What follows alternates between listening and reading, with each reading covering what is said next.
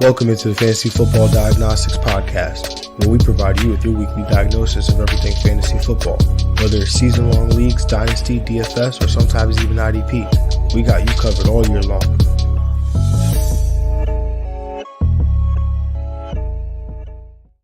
Let's do it. Let's get to it. Welcome into the Fantasy Football Diagnostics Podcast. It is Wednesday, October 4th. I'm your host, Jon Jeune, and of course, without a doubt, got my guy, Greg Pennamon, with me. Greg, how you feeling today, man? Feeling well, doing all right. Finished week 4, wrapped up.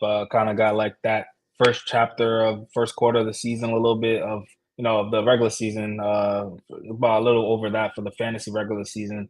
So we kind of have an idea of how these teams are playing right now, who to attack right now. Maybe this is now the next chapter.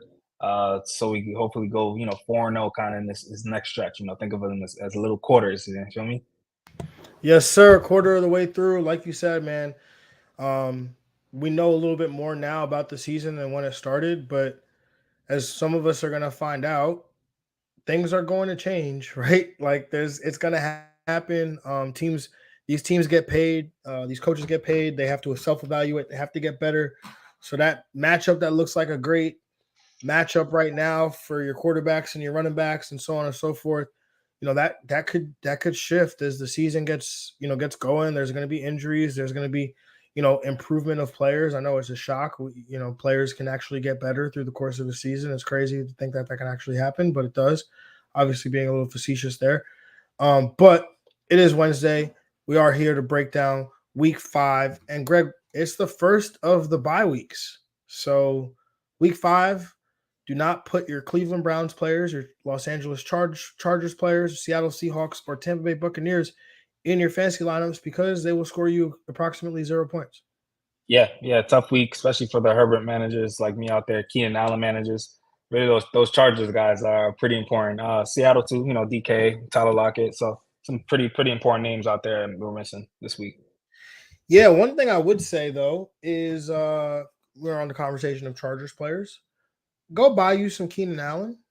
Or not Keenan Allen, Austin Eckler. Not Keenan Allen. Austin Eckler, what I meant to say. Right. Go buy you some Austin Eckler. I mean, if you think about it, right? Like, I'm an Austin Eckler manager in our league of extraordinary people. I'm 1-3, right? And it's mainly because I had Eckler week 1. That was great. But I've basically had no Eckler for the last 3 weeks. There's probably Eckler managers out there that are 0-4. That's an opportunity to say, hey, he's on a bye this week.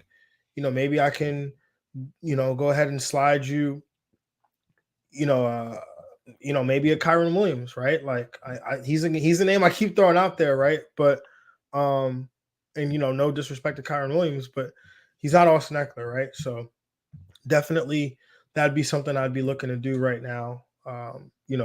As we're on the conversation of Chargers players, and a bye week is a great time to buy a player because you don't have to deal with their bye week now. You get them for, the rest of the season, no weeks off. So there's a Thursday night football game to break down, obviously. So we are going to jump into the first game that we're going to cover today, which is the 0-4 Chicago Bears traveling to Washington to take on the 2-2 Washington Commanders, where this game has a 44.5 point total, and the Commanders are 7-point favorites at home here on Thursday Night Football on Prime. Greg, where do you lean with this game in this matchup here? Going back and forth with the total, but I'm gonna take the over. I'm gonna take the Commanders to cover and the Commanders to win. I am also going to take the over. I will take the Chicago Bears to cover the 7 points. I will take the Commanders to win this game, though. This game is interesting because there was the report that came out that Matt Eberflus, the head coach for the Chicago Bears, could be in danger of getting fired potentially. And the Chicago Bears, and I think it was 100 years, have never fired a head coach in season. Wow. And there's talks that Eberflus could be the first.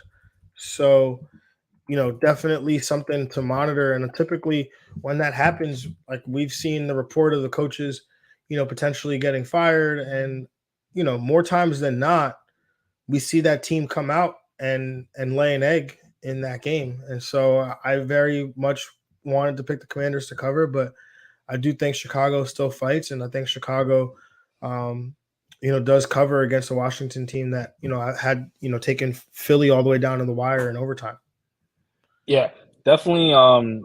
Maybe coming into the year, Washington's defense I thought would be a little better, but they've been in some close, high scoring games. So, yeah, that's a good point. Yeah, they're definitely attackable, and so on the Washington side, Greg, Sam Howell has some extreme appeal in this one. I think as a borderline QB1. What are your thoughts on that one? Yeah, absolutely. Looking at the matchup here, looking at the games that he can produce. I mean, this season so far, he's got a season high last week of pass attempts in 41. He's threw for close to 300 yards twice, 290 last week, 299 in week 2. So he's capable of getting big time yardage numbers, and hopefully he can get into the end zone with some passing touchdowns. 5 on the year so far. Chicago's defense is arguably the worst in the league, with Denver's defense. So yeah, I think this is a good, solid matchup for him. Getting more chemistry with McLaurin and Dotson last week too.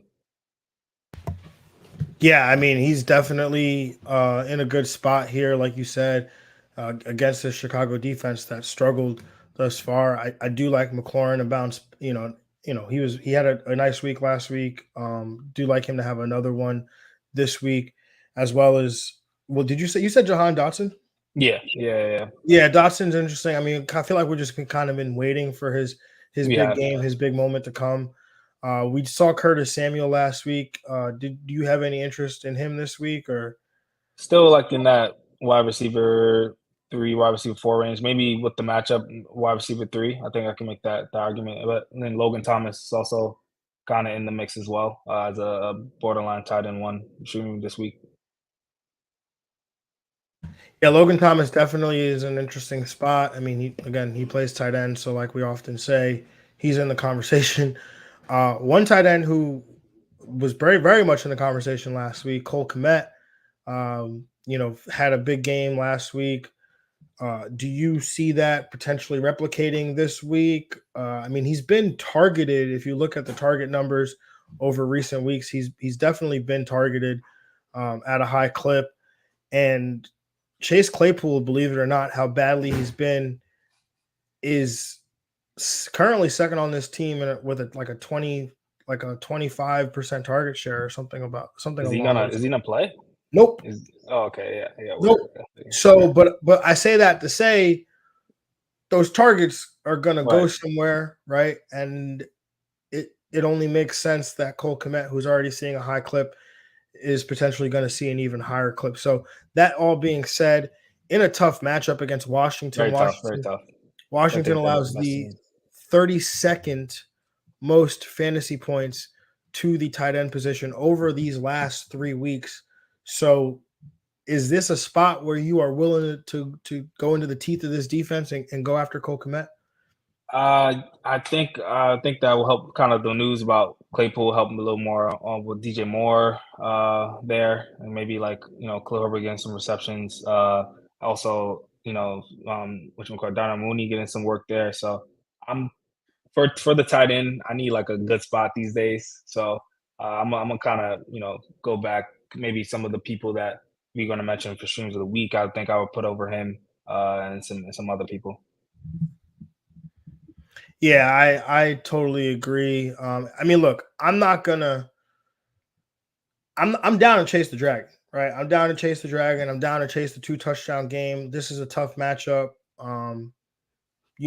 So I will take the targets if they are there, but I would prefer to go elsewhere if I can, in different directions. But something to definitely keep an eye on, especially if you are playing, in those single game slates on DFS and things of that nature. Just something to keep in mind that the matchup is not particularly great here for Cole Kmet. But you obviously mentioned DJ Moore. Is he a wide receiver one in this conversation here for you? Think he's got upside for wide receiver one. I would probably rank him into this week for strong wide receiver two, like wide receiver throwing 14, 15 around there. Yeah, he's got coming off a great showing last week. I think he's been Fields' number one guy as he was signed to be. So that's a good sign. Yeah, I agree with you there. He's got wide receiver one upside. We obviously saw what this spot looked like for AJ Brown.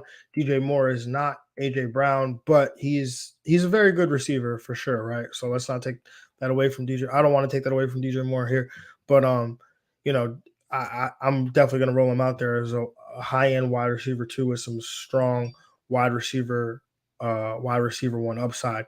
Now the question becomes: last week, there was a lot of nervousness around Fields and his potential, in this matchup here.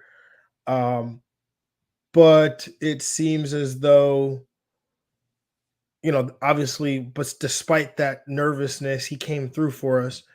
Are you looking to potentially go after him again in what looks like another solid matchup? I mean, Yeah, over these last 3 weeks, if I could just get my sheet in the right place.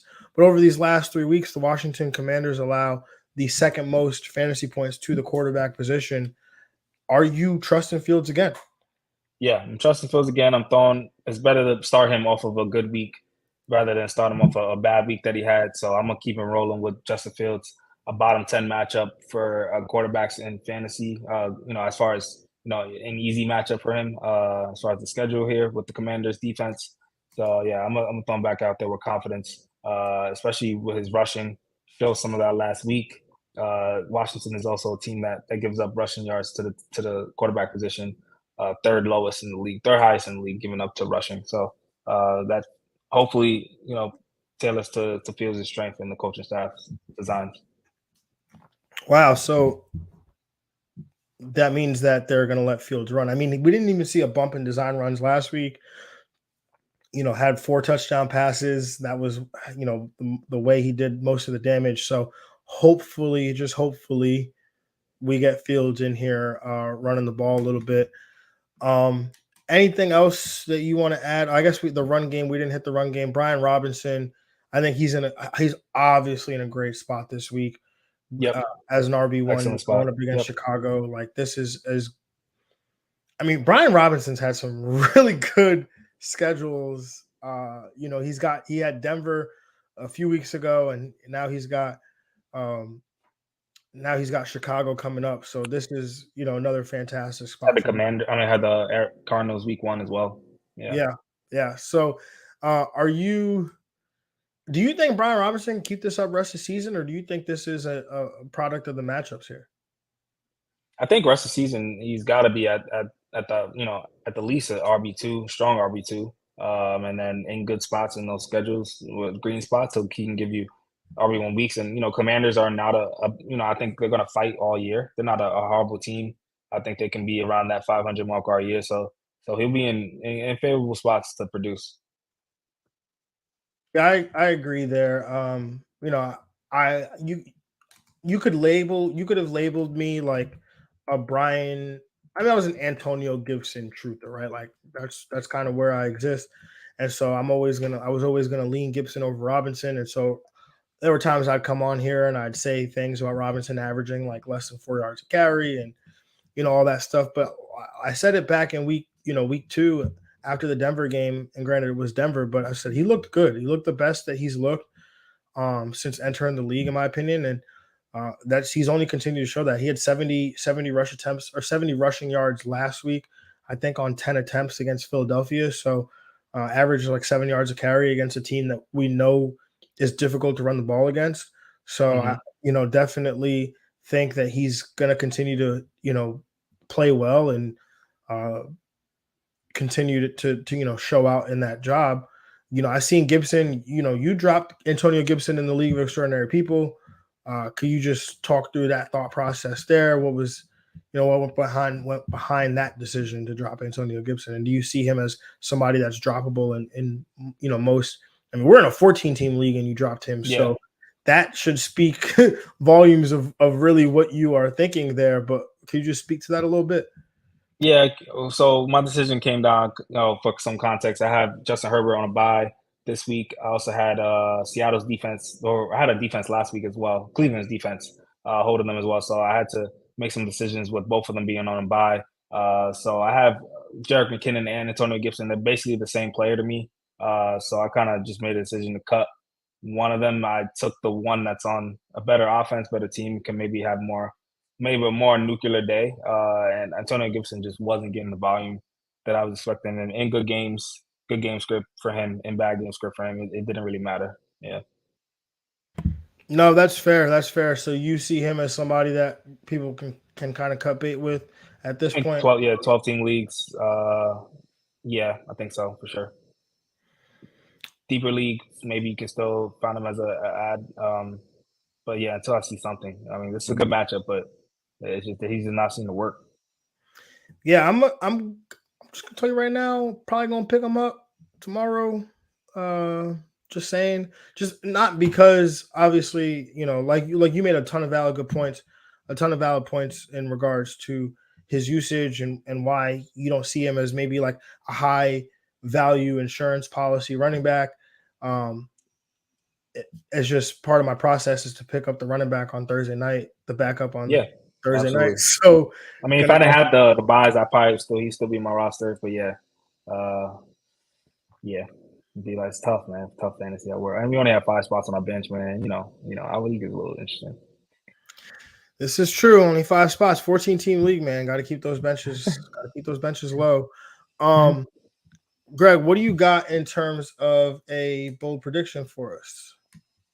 This week, I'm gonna go. I didn't check the odds, but definitely a Sam Howell multi-touchdown game. I think I'm going with here, and also taking the over on the score. So if I'm going to parlay those things,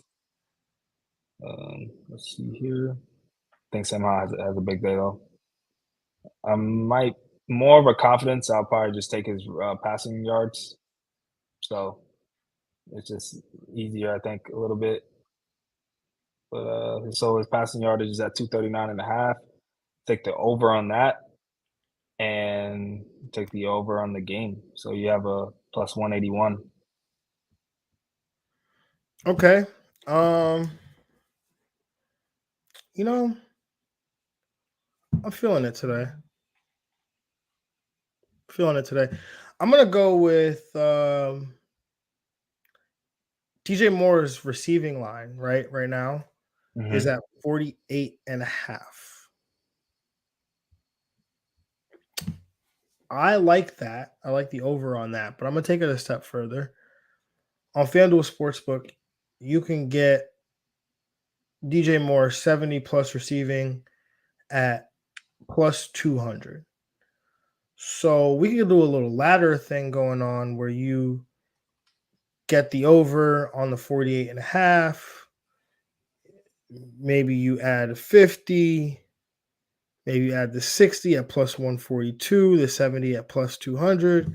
And you just progressively, decrease the number of units as you get farther up to that 70 plus receiving, which is sitting there at plus 200. So at least that way we can cover, we can hit the different levels of it. But if he hits that 70 plus, then it's a nice little boost there to your bankroll. Yeah, I mean this year he's doing what he has to do. Got over 100 yards in 2 games this year so far as well. So he's capable of getting some explosive days on the ground. I mean in the air. Yeah, I mean we saw AJ Brown go for a buck 75 and 2 touchdowns against this secondary here. Emmanuel Forbes is a good corner. Um, he's the rookie for the Washington Commanders. He's a good corner, but he's obviously a rookie. So he's Yeah, gonna corners just get bullied every week, man. It's tough. yeah, man. Unless your name is Sauce Gardner, Tariq Woolen, Patrick Sertan the second, you're not gonna come in here as a rookie and you're gonna learn some lessons. So these wide Yeah. receivers, they're gonna take you to school a little bit. So Greg, anything else you want to add on this game before we move on to our streams of the week and the rest of the games? No, we'll move on. All right. So now it's time to discuss our streams of the week here. And Greg, why don't you tell the people who your quarterback stream of the week is this week? Yeah, Sam Howell versus Chicago tomorrow night, 29% rostered. He was a name I mentioned for the waivers. We highlighted the matchup that he has here. A great opportunity for him to attack Chicago's defense. one of the worst defenses against quarterback position, against any position. Kind of dived into his stats a little bit with our Thursday night breakdown. But yeah, he should come through here for a lot of managers. On Thursday night prime time, it's his first prime time game. So should kind of show, that 29% could have been a little higher for the managers for this prime matchup. Yeah, Sam Howell's in a very good spot this week. I mean, we talked about it up top, at the Thursday night breakdown. Uh, got him in QB1 territory this week. I love it. Ranking wise, I mean, well, projection wise, he's a QB1. Ranking wise, I probably will have him a little bit outside the QB1 range, but yeah, he's definitely a guy who, could definitely land in that QB1 just because the matchup here is so great. I'm going to go with a guy who needs some love, man. Obviously, CJ Stroud is way past the stream of the week thing, so I'm not even going to go there for the third week in a row. But there's a guy I should have been banging the drum for, and I haven't been. But I'm gonna start banging it now, and I'm gonna get loud until it gets up to 50%. Man, Joshua Dobbs, bro, going up against Cincinnati. He's currently the quarterback 16 in fantasy points per game, and that doesn't sound super impressive.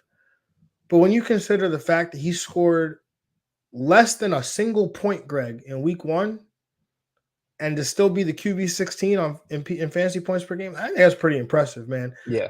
Over the last 3 games, he's actually the QB 6, scoring no less than 17.1 points in each of those games. That includes 2 obviously tough, less than stellar matchups against the San Francisco 49ers and the Dallas Cowboys. Now, Cincinnati, not a plus matchup by any means. Over the last 3 weeks, they are 22nd versus quarterbacks, but Dobbs has been running more over his last 3 starts. He's rushed for at least 41 rushing yards in each of those last 3 games. That's equivalent to a passing touchdown. He brings a nice floor every week, but especially this week here against Cincinnati. Yeah, and for context, how things changed. The man came from his house to week 1, no training camp, no nothing. I would think that he was with the Browns. He was with the Browns. Oh, okay. Yeah, training camp with another team, not his team. So yeah, definitely will see an improvement. It makes sense that he's getting that improvement. CJ Stroud, 72%, still not high enough though. Not high enough. Got to get to 100. Right. Facts, bro. All right, Greg, your tight end stream of the week, man. You like this game a lot. Yeah. I was going back and forth for sure between Logan Thomas and Jonnu Smith. So Jonnu Smith, another name I'll throw out there, but Logan Thomas, 11% roster going against Chicago. Was injured in week 3, came back last week and still was able to get involved with 3 receptions, 41 yards. I think working back from injury, he'll get more involved in this offense. And Sam Howell will find him in a couple spots here. I think he's going to give you that 5 receptions, 50 yards. I think he can get that number for sure.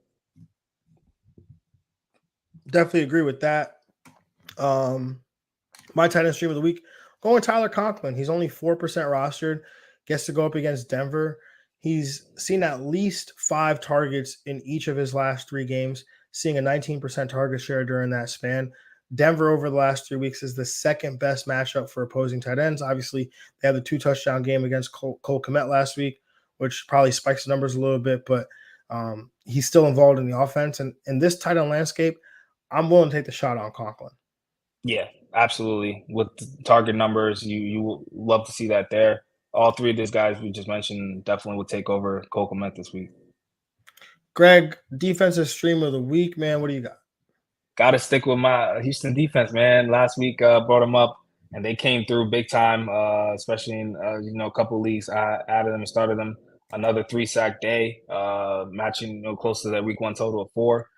Another pick that last week as well. 2 straight weeks with at least a pick. So they're playing Atlanta. Not much to be said about the Atlanta offense, especially outside of Bijan Robinson. They haven't been really able to move the ball down the field. I definitely could see them getting some turnovers. Desmond Ridder was making some very questionable throws last week. So from Pittsburgh to Atlanta, not much of a difference. You know what? Great minds think alike, because I'm also on the Houston Texans this week. My number one was gonna be Detroit. Like last night, Oh yeah, I I was zoomed up. I was sitting there tight. I was, I'm like, you know what? I'm not even gonna type up anything for Detroit, man. I'm just gonna wait because this thing is gonna just shoot up. And like Yeah, there's no Miami point. Detroit just Yeah. flew. I'm like, there's no point. That's why that's why sometimes I'll end up on here with like a 2% or a 4%. Because the night before, I'm just not even I'm like not even trying to deal with it. Like, let me just pick a lowly roster defense. And that defense was Houston, which last night they were about 2%. They shot up to 13% today. But I'm, similar to you, Greg, I'm projecting them to acquire the 6th highest sack rate this week against Desmond Ridder and the Atlanta Falcons. Houston's on the road and they're underdogs in this one, which slightly goes against the typical process for a defensive stream of the week. But Desmond Ridder, as you mentioned, Greg, has been objectively bad. And I want to start the defense against them. That's what I want to do. Sometimes it's just that simple. Yeah, absolutely. All right, man. Let's jump into the matchups. And first one on the slate, another London game. The 2-2 Jacksonville Jaguars staying in London because they've been in London since last week. Yep. But the Buffalo Bills are the home team in this game. 48-point total. The Buffalo Bills are 5.5-point favorites at home or in London. I'm gonna take the over here. I'm gonna take the Buffalo Bills to cover. I'm gonna take the Buffalo Bills to win this game. Yeah, I'm gonna take the over as well. I'm gonna take Jacksonville to cover, but I'm gonna take the Bills to win. Very easy, right? On the Buffalo side, Josh Allen, QB1, Stephon Diggs, wide receiver 1. James Cook, probably a low-end RB1, but he's still up there. Question is, Gabe Davis, are you playing him? He's been solid back-to-back weeks now. Yeah, I think he's strong flex play. I think in this game, I think there's some points to be had as well, so he'll be involved. Yeah, definitely. Probably view him as like you said, a low end flex or wide receiver 3 with some wide receiver 2 upside if he gets in the end zone. I said this name 2 weeks in a row, and I really don't want. But Dalton Kincaid's in a good spot. He's in a good spot. The Jacksonville defense, they do give it up to the tight end position. I mean, we saw what Jonnu Smith did last week. I didn't say my name because I was too busy talking about Kyle Pitts, but we saw what Jonnu Smith did last week, and they allowed the 4th most PPR points to the tight end position. So that puts him in a good spot. Also think that puts Dawson Knox in a good spot.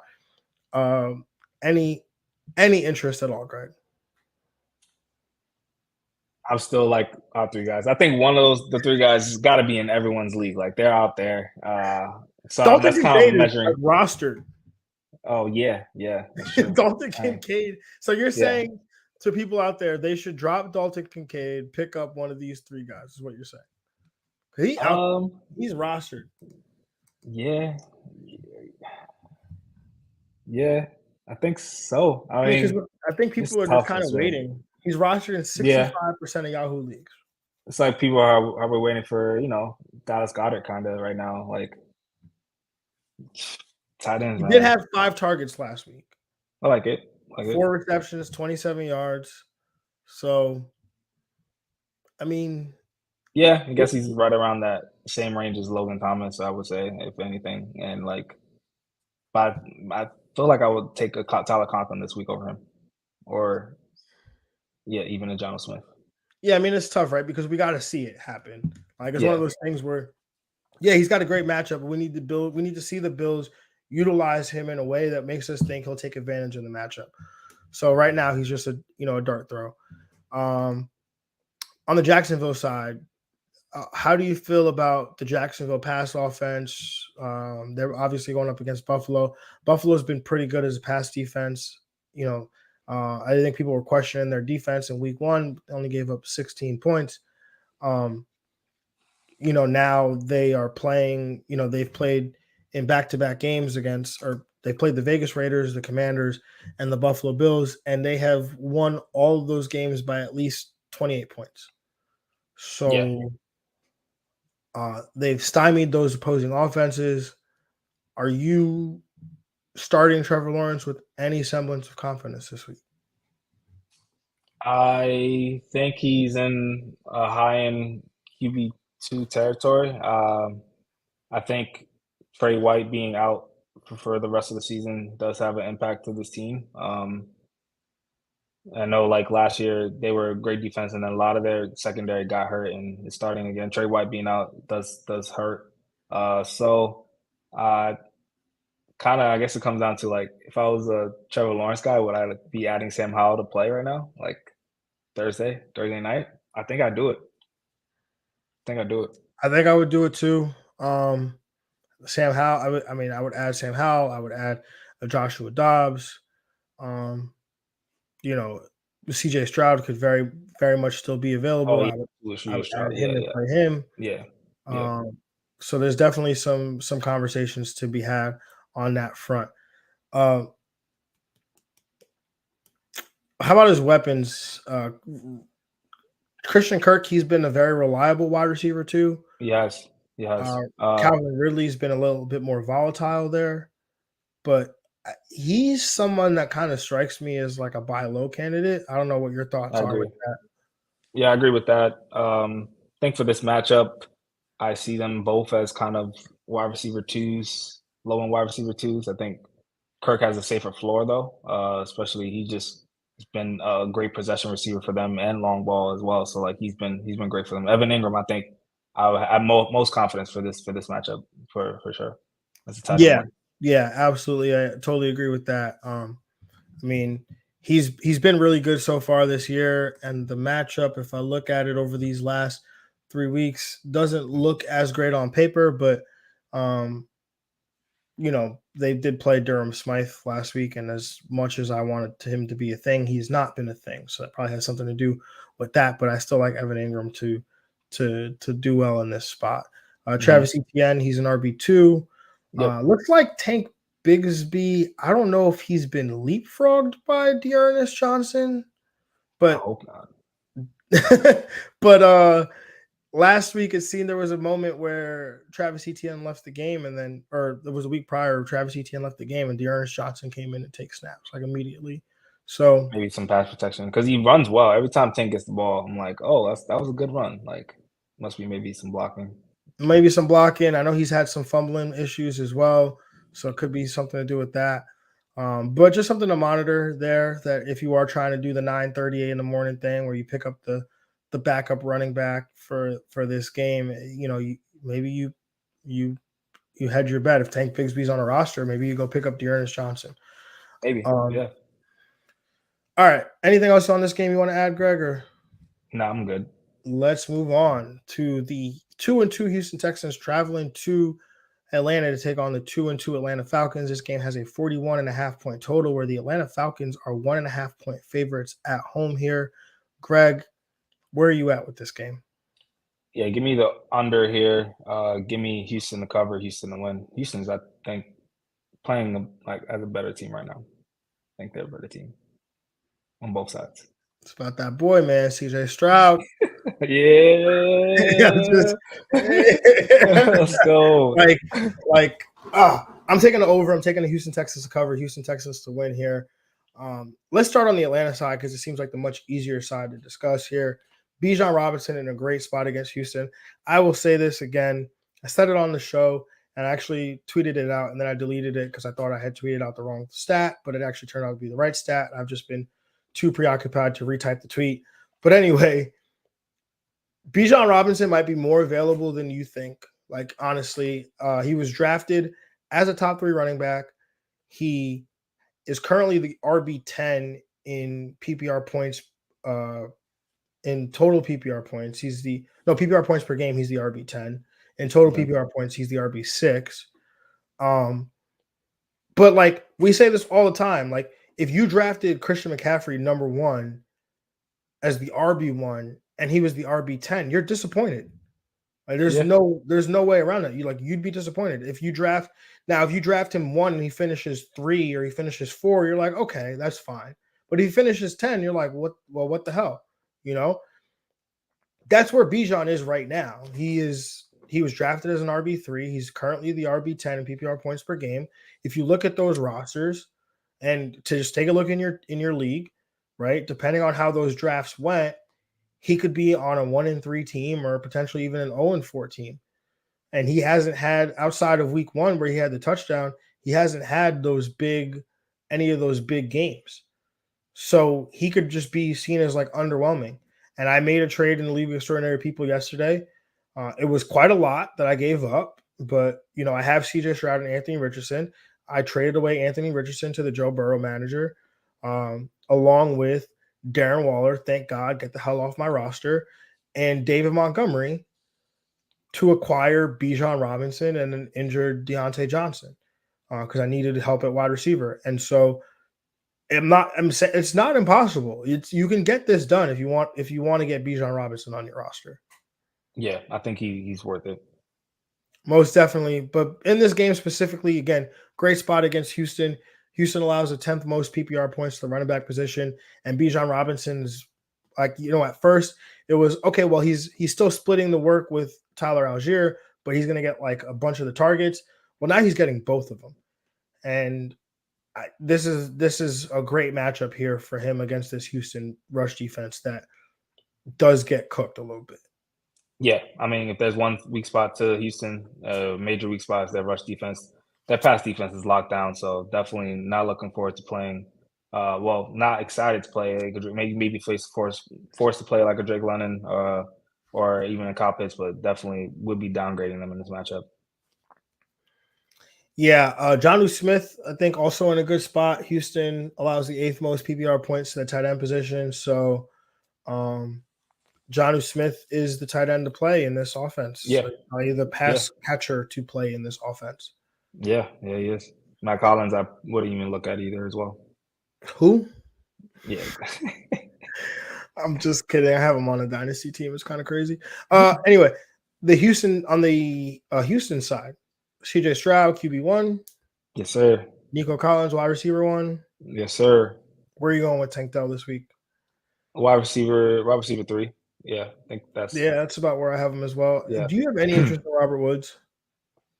Like he's always on that waiver type bench play. Like he's just like a underwhelming like PPR wide receiver right now. I think he'll get looks. You're just hoping for a high volume of like receptions, I think, at this point. But he's more of a wide receiver 4, I think. I mean, they throw the ball higher spots if they're in high scoring games. They throw the ball so much, right? So yeah, they do. Yeah. You look at it and Else has to eat some too. Now that he got involved last week, finally, of course. I mean, this pass game runs through these 3 receivers, right? Like Nico Collins over the last 3 weeks, 22% target share. Robert Woods, a 21% target share. Tank Dell, a 20% target share. So, I mean, but Robert Woods on those 6 catches or 6 targets is probably going to get you like 40, 50 yards. And it's like, right. So underwhelming, but he's a wide receiver 4, probably a wide receiver 5, deeper league flex play if you need be. Damian Pierce, any interest there? Had a better game last week. Atlanta's not, an overwhelmingly good or bad matchup. I don't think Atlanta. Oh, they are the 32nd team against PPR running backs over the last 3 weeks. So not a great matchup, but he is getting more of the volume, is not getting the touchdowns there. Do you have any interest in Damian Pierce this week? More like a RB3. I mean, it's running back, a starting running back in the league is hard to like really dismiss, but this team does like to throw the ball, especially in the red zone. They still are throwing the ball, or CJ Stroud is involved. Yeah, I agree there. He's an RB3 for me as well. And I don't think there's anything else to talk about with this game. No. All right, let's move on to the next one. We have the 0-4 Carolina Panthers traveling to Detroit to take on a 3-1 Detroit Lions, where this game has a 45-point total, and the Detroit Lions are 8.5-point home favorites in this one. I'm going to take the under here. I'm going to take Detroit to cover. I'm going to take Detroit to win. Greg, where are you at with this one?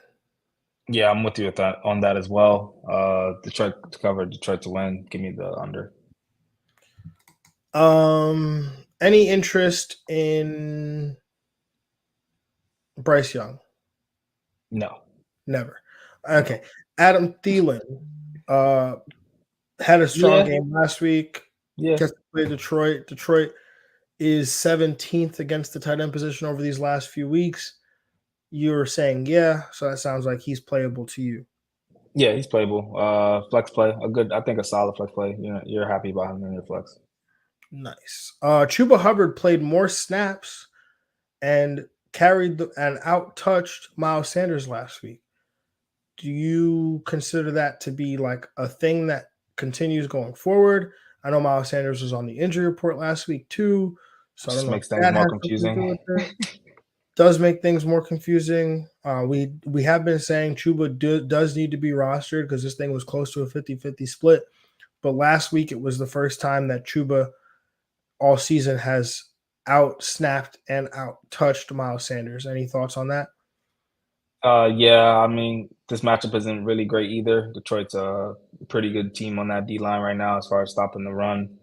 So if you could find other matchups for starting, I'd probably go there. I think they're both kind of downgraded to RB3, RB4 territory.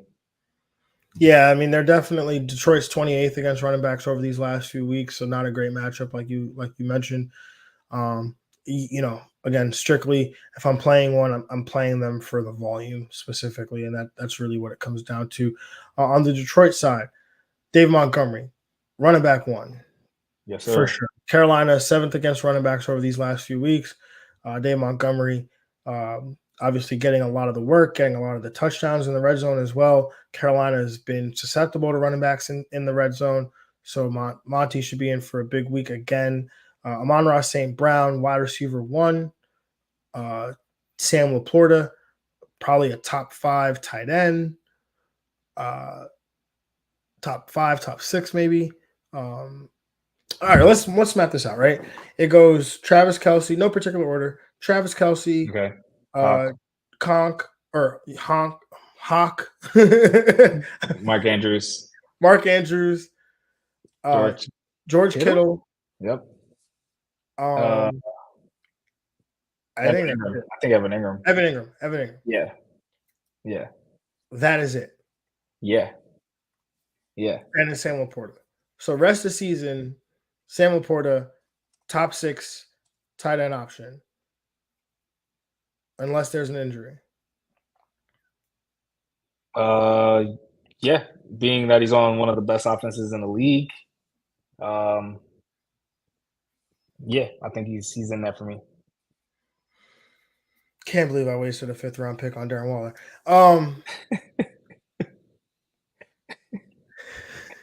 Jahmyr Gibbs, are you playing him this week? Isn't It's he? not his fault. It's not his fault. Jahmyr Gibbs, yeah, alone RB2.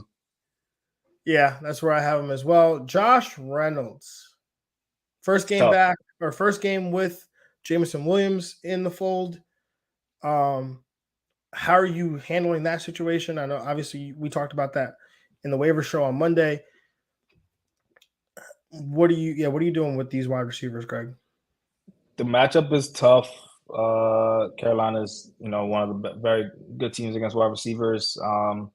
I think if I'm starting one, it'd be Josh Reynolds still. I think right away it'd be tough to rely on Jameson Williams to come out the gate and just dominate. Maybe he gets a touchdown, but you can't predict that. And I will start Josh Reynolds as a wide receiver 3. He led the team in receiving yards last week. He's been involved through 3 out of 4 weeks so far. He's been heavily involved. So I think you can play him as a wide receiver 3 flex category. Yeah, that's where I'm at with Josh Reynolds too. I think he's a wide receiver 3. I can't play Jameson Williams right now. Not even in desperation can I play him. If you need a despo flex, just go call Marvin Mims or something, right? I'm not gonna play Jameson Williams in this first game. Do you know what Jameson Williams' stat line was last year, Greg? Do you remember? No, I didn't know you even played last year. You know how many passes he caught? 1? Yeah, it was 1 for 40 Yeah. for 41 yards. A touchdown? No, Or, it was very okay. close though. On Okay. 11 targets. Wow. Yeah. Wow. So like, or was it 9 targets? I think it was 9 targets. But like, Yeah, you're really banking on draft capital, and just talent. But yeah, we gotta work his way and can't just throw him out there to start. yeah, no, definitely can't do that. So just wait and see, guys. Wait and see. He'll be there. We promise. Yeah. You're not gonna miss anything. All right. Anything else on this game, Greg? No. Jared Goff, any interest there? Yeah, I think he's in streaming category. I think he's a borderline QB1.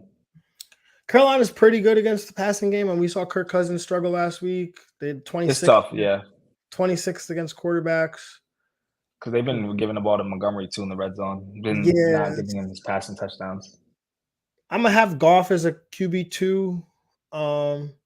Yeah, I'd play Sam Howell over him. I'd play yeah. Josh Dobbs. Dare I say? Don't say Dan Jones. Oh, okay. I mean, hold up. Does Daniel Jones have Saquon Barkley? Maybe he's practicing. I think he's back in practice today. There's the difference. There's a difference It is. there. It is a difference. It is a difference. But I was going to You're say right the other about that. quarterback in New York who's Oh, beleaguered and I almost said Sam Darnold. Wow, goes to the past. Ha, ghost. Zach Wilson. Dare I say it? I think for a bold person that's a gambler, I think they could do it because I think that's possibility. Zach Wilson, has a good day. Like this is Denver's defense. Like that we've been using that excuse all year, and it's come out to work all year, especially since that 70-point game. If Justin Fields fixed him, should be able to help out Zach Wilson. I mean, Kansas City was 20. I mean, we're not obviously talking about this game yet, but Kansas City was 27th against quarterbacks. Denver is first. Rogers got to come to these games. That's all. He got to come to all the games. What if I tweeted this out and I think I had put it in one of our group chats? Like, we just need an AI version of Zach Wilson that's really just Aaron Rodgers with like a PS5 controller. Mm, And I love it. maybe, I mean, I don't know. Did you see his hands? Maybe they were like, maybe he was down there with the controller. Zach Wilson didn't have the headband, so who knows? Maybe it was AI. Never know. Anyway, let's move on to this next game here. The 2-2 Tennessee Titans travel to Indianapolis, take on a 2-2 Indianapolis Colts, where this game has a 42.5-point total, and the Indianapolis Colts are 1.5-point home favorites in this one. Greg, where are you going with this matchup here? Give me the under. Give me Indy to cover and Indy to win. Yo, this is the new AFC South where we take overs. Give me the over. Give me Indy to cover. Give me Indy to win. I feel you. On the Indy side, Anthony Richardson got to be a QB1. Start him up. Matchup proof. Matchup proof. QB1 has more rushing touchdowns than Derrick Henry and Josh Jacobs. Sign me up. Zach Moss, are you concerned at all as a Zach Moss manager about the presence of Jonathan Taylor in Colts practice? He is practicing. The window is open. There's a possibility he could play. Got the alert that he practiced a full participant today from Ian Rappaport. So I am concerned. I definitely am concerned. I think Zach Moss is still a player you should be rostering for sure. But I'll just keep monitoring to that news up to Sunday to see what's that looking like. If they say they're both active, I wouldn't see why they wouldn't use JT, man. And Zach Moss would get involved. Maybe he'll get 10 carries, but some work in the passing game. But JT season. The smile on my face, you know what it's for, right? It's for JT. So JT, how are you treating JT this week, man? Is he going to be in your lineup? Are you banking on him? Do you think he's going to play? Like, what's going on there? Do I think he's going to play this week? I think maybe they'll hold him out one week if I had to think about it. I mean, but if they throw him out there, I think I would put him in my line to play. It's not like a wide receiver kind of where, more relying on that quarterback getting the ball. He's got to get reps. I think they use JT kind of like, I wouldn't say how Kamara got used right away, full volume, but JT gets close to that. Yeah, I mean the Kamara thing was different, right? Kamara practiced all through training camp. He was there. He was suspended for 3 weeks. So it's much easier to see a guy like Kamara coming back from suspension and just going into a workload. But JT, like you were saying, was injured, but he's back, was a full participant in practice. Shane Steichen, the head coach for the Indianapolis Colts, said he did not rule Taylor playing as soon as this week against the Titans. So he did not rule that out. So definitely, you know, something to consider.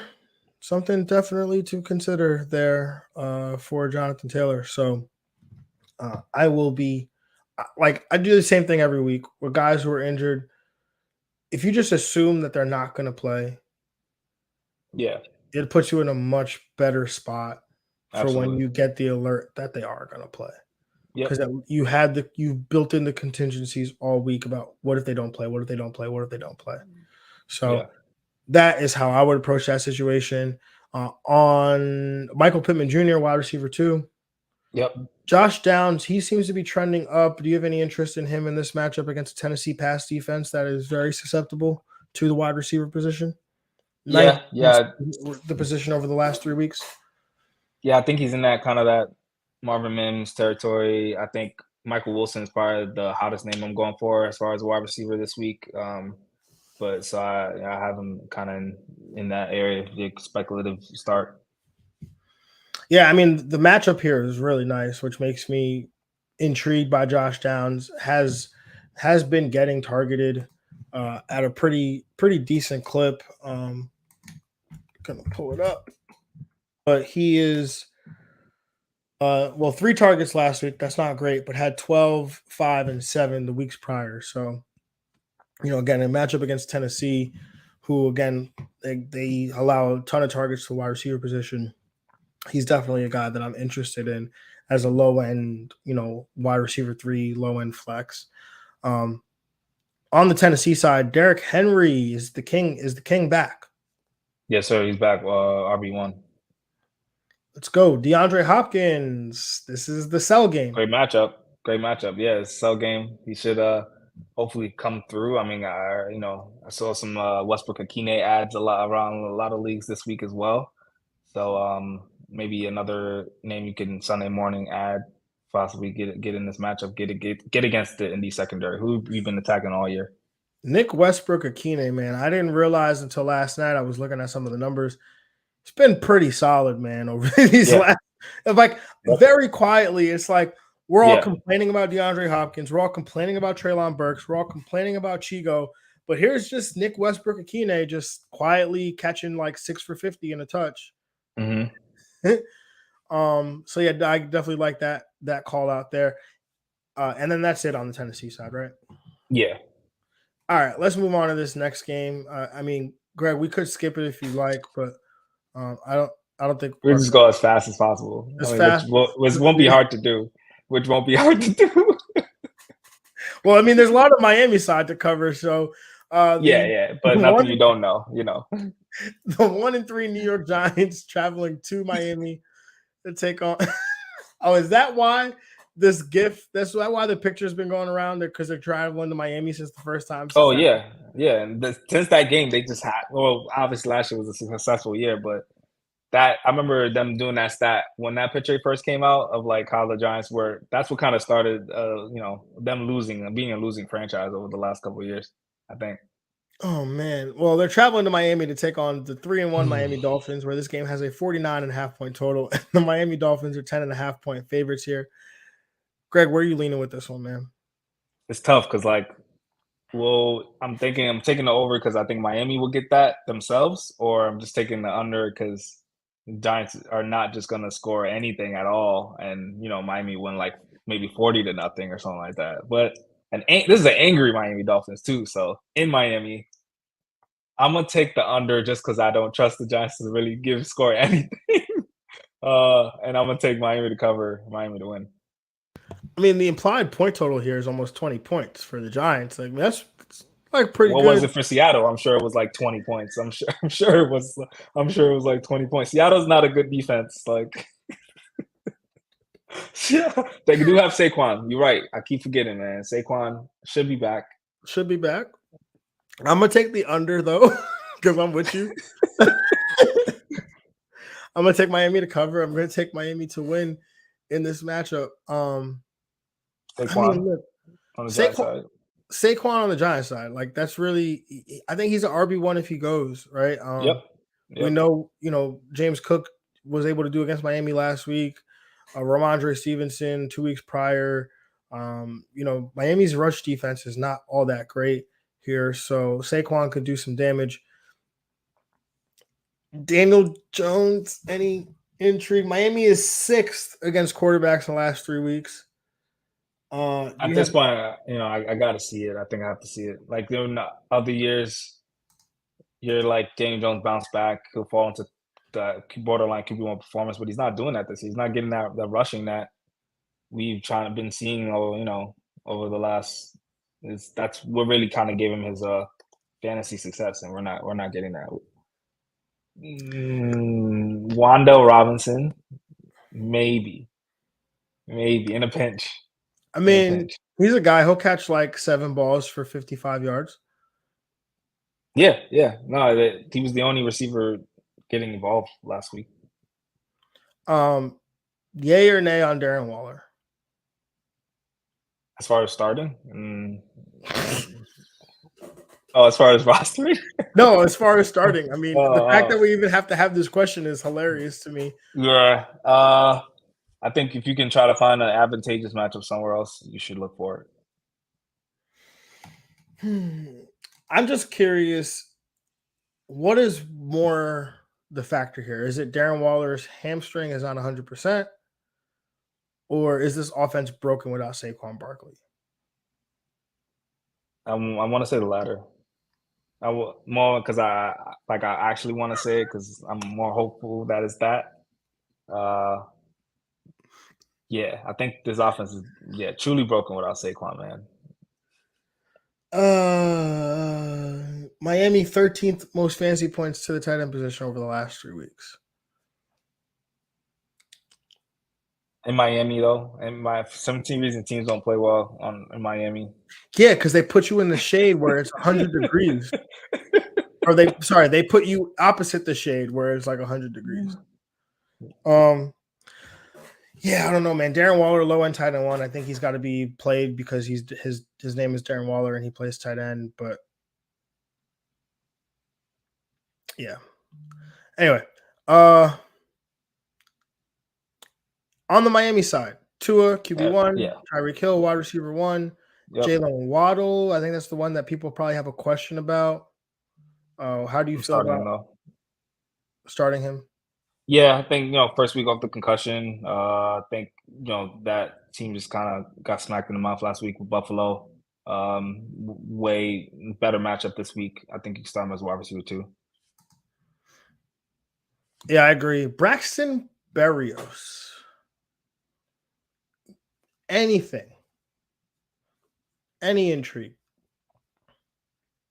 Yeah, I think so. I think like kind of that he's in that better Robert Woods area possession receiver, but someone that I would like more in a better offense. But they have 3 receivers that they could use too. But I think I can lean towards Braxton Berrios being a wide receiver 3. I mean, he is the 3rd receiver, right? Like he is. He is. River Craycraft is on injured reserve with a shoulder injury. They don't use Cedric Wilson like ever. He's the 3rd wide receiver for them. They don't use a tight end, so yeah. I mean, I think he should be rostered in leagues, especially PPR leagues, right?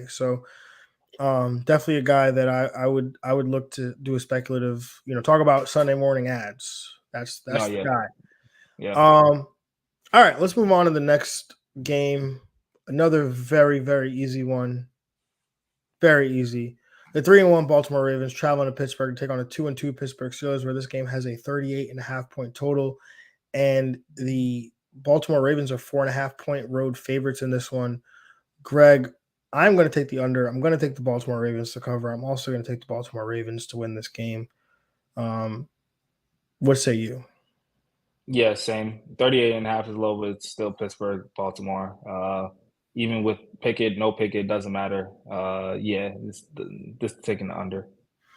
Pickett apparently told reporters today he's going to play, so we'll see about that one. Well, I feel like we've heard players say like I'm going to play before, and then the team's like, no, you're not. So we'll have to see. There's a lot of talk about Matt Canada having a burner, so who knows what what impact that will have on this game. I mean, if you're gonna create a burner, Matt Canada, why would you use your Steelers official email to create said burner? Like, in all seriousness. Anyway, on the Baltimore side, Lamar Jackson, QB1. Yep, QB1. Mark Andrews, tight end 1. Yep, Mark Andrews, tight end 1. Yeah. Are we gonna get the Zay game this week? Zay got a great matchup. Got a He great does. matchup. Odell as well, but I think Zay gives you a wide receiver 2 week. He's a buy for me, man. He's a buy. I mean, the targets are there. They've had some tough matchups. You know, they played Cleveland last week, which is a tough matchup. The touchdowns aren't coming. Big plays aren't necessarily coming either. So Zay's a buy for me. But I probably will have him as a wide receiver 2 this week. On the Pittsburgh side, George Pickens. That's about it. Yeah, and like, do you really want to play Najee Harris?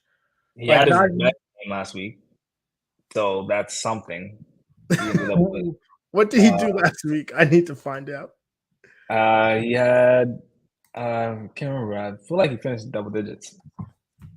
So I think he's low in RB2. He had 6 for 31. Also, 14 for 71. 14 for 71. Yeah, and he had 1 catch for 32. Yeah. So 11.3 PPR points. I think he's one of top 30, right on that 30 range. I think I have him at like 35. Yes. Baltimore against running backs 20th. RB3 flex. That's about it. Yeah. Anybody else? No. Let's move on. The last and final game of the 1 p.m. slate, the 2-2 New Orleans Saints traveling to Gillette Stadium to take on the 1-3 New England Patriots, where this game has a 39.5-point total, and the New England Patriots are 1.5-point home favorites. Craig, where are you going with this one? Let's take in the under. I'm gonna take the Pats to cover and the Pats to win. It's like I can't believe I have to pick the Pats. I'm taking the under. I'm taking the New England Patriots to cover, New England Patriots to win. Like a 1-4 New England Patriots team would sound so awesome. And I apologize to the New England Patriots fans out there, but sorry, not sorry. 1-4 would sound so great. But anyways, besides the point, on the New England side, Ramondre Stevenson, RB2. RB2. Hunter Henry, tight end 1. Tight end 1. Yeah. That's it. That's it. That's it. For New Orleans, Alvin Kamara, RB1. RB1, baby. Let's go. Chris Olave, wide receiver 1. Yep. Michael Thomas, a wide receiver 3. Yeah. Any interest in any of the auxiliary pieces in New Orleans? I mean, if Belichick's probably going to try to take away Kamara, then I feel like this passing game will get work. Maybe he does get a boom play or something like that. I don't know, or return yardage, but I'm not looking to start him. It's honestly tough, It's man, like because really deep. when you look at like first off, Michael Thomas coming back into the fold, like really from a projection standpoint, kind of broke this offense. Where like people were looking at maybe Juwan Johnson as an option in coming into the Yeah, year. Where like I was a little down on Juwan Johnson mainly because I thought Rashid Shaheed and Michael Thomas would out target him. But then when you really throw Alvin Kamara into the mix, like it breaks it, like breaks true, everything. true. So like Juwan Johnson, like non-existent. I mean, he's Yeah, injured. Rashid Shaheed's role. I mean, he saw targets last week, but it's still like between Michael Thomas, Rashid Shaheed, Juwan Johnson, like those three are gonna give up some of their targets to Kamara and then Chris Olave as well. So it that's kind of true. This breaks is the for thing. a team that isn't like a fast-paced team or a team that throws the ball a lot. So yeah, it's tough. You can't just expect every team to have 4 or 5 pieces. Even though we want all these teams to be in the new era NFL, just throwing it. The Saints are more slow pace. Yeah, so it's definitely not an interesting, not a spot where I want a bunch of guys all from this team. But I think those three should be the biggest contributors.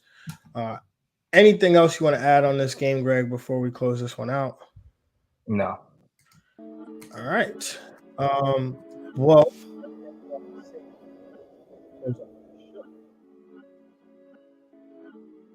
What was that? anything you want to say to the people before we close the show out? Oh, no, man. Again, be better than the Giants in your daily activities, your life. Gotta have that mindset. they balls seem to giving up on him, man. Throwing the tablet at him, leaving Daniel Jones in the 40-0 game. Like, you got to see it early.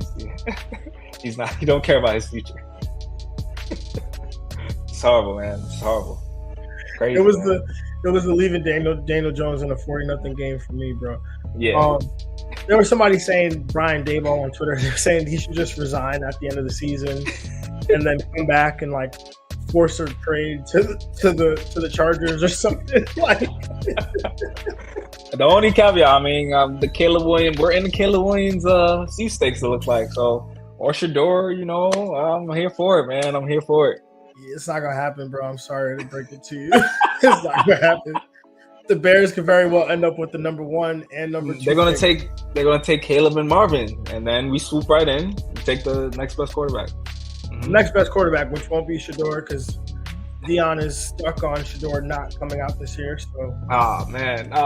We got stuck with May. Oh man. Hey, Drake May's nice, bro. Drake May's nice. He's just. I know, but I have plans for the Giants, man. He has plans. You want them to put some color in that quarterback room for the first time. I'm just saying. Just a little something. A little melanin. Yeah. Hey, what's wrong with another? Where did Drake May go to school? Did he go to Duke? Carolina. Yeah. I was like, oh, you're gonna get another Duke quarterback. It's not a football school. They're both basketball schools. Duke had their chance. They almost got against Notre Dame, but not yet. They're not there yet.